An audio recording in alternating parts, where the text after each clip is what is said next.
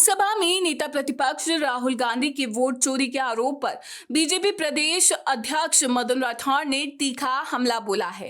राठौड़ ने कांग्रेस और गांधी परिवार के इतिहास को निशाने पर लेते हुए कहा कि जिनकी दादी इंदिरा गांधी ने अनैतिक तरीकों से चुनाव जीता और जिसे न्यायपालिका ने रद्द कर दिया, वही लोग आज प्रधानमंत्री नरेंद्र मोदी पर आरोप लगाने का दुस्साहस कर रहे हैं।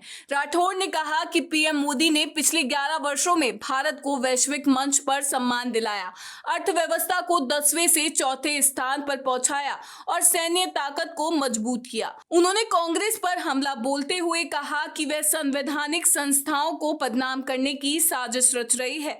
राठौड़ ने 1952 के पहले आम चुनाव का जिक्र करते हुए कांग्रेस और कम्युनिस्ट पार्टी पर गंभीर आरोप लगाए। उन्होंने कहा कि संविधान निर्माता डॉक्टर भीमराव अंबेडकर को हराने के लिए सुनियोजित साजिश रची गई।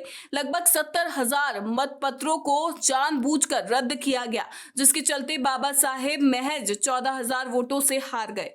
राठौड़ ने दावा किया कि अगर ये वोट रद्द ना होते तो चुनाव का परिणाम कुछ और होता। उन्होंने इसे लोकतंत्र और न्याय के साथ विश्वासघात करार दिया।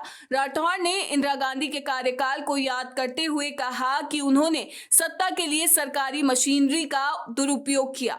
जब अदालत ने उनके चुनाव को अमान्य ठहराया तो उन्होंने आपातकाल लागू कर लोकतंत्र को कुचल दिया। राठौड़ ने कहा कि गांधी परिवार की राजनीति हमेशा स्वार्थ आधारित रही, जिसका देश के विकास से कोई लेना देना नहीं। राहुल गांधी उसी परंपरा को बढ़ा रहे हैं। राठौड़ ने तंज कसते हुए कहा कि आपातकाल के बाद हार पर इंदिरा गांधी ने मतदाताओं को मूर्खों का झुंड कहा था। वहीं राजीव गांधी ने बैलेट पेपर हटाने की बात कही। अब राहुल गांधी उसी परंपरा को आगे बढ़ाते हुए चुनाव आयोग पर सवाल उठा रहे हैं। उन्होंने कहा कि कांग्रेस का इतिहास बताता है कि सत्ता के लिए चुनावी तंत्र से छेड़छाड़ उनकी पुरानी आदत है। राठौड़ ने राहुल गांधी के नेतृत्व में कांग्रेस की 90 चुनावी हार का हवाला देते हुए कहा कि हताशा में वह संवैधानिक संस्थाओं पर हमला कर रहे हैं। उन्होंने कांग्रेस को आड़े हाथों लेते हुए कहा कि वह लोकतंत्र की मर्यादा को तार-तार करने में लगी है।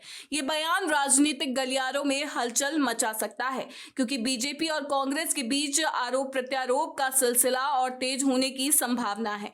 आपकी इस बारे में क्या राय है, हमें कमेंट बॉक्स में लिखें। वीडियो पसंद आया हो तो इसे लाइक करें, शेयर करें और चैनल को सब्सक्राइब करना ना भूलें।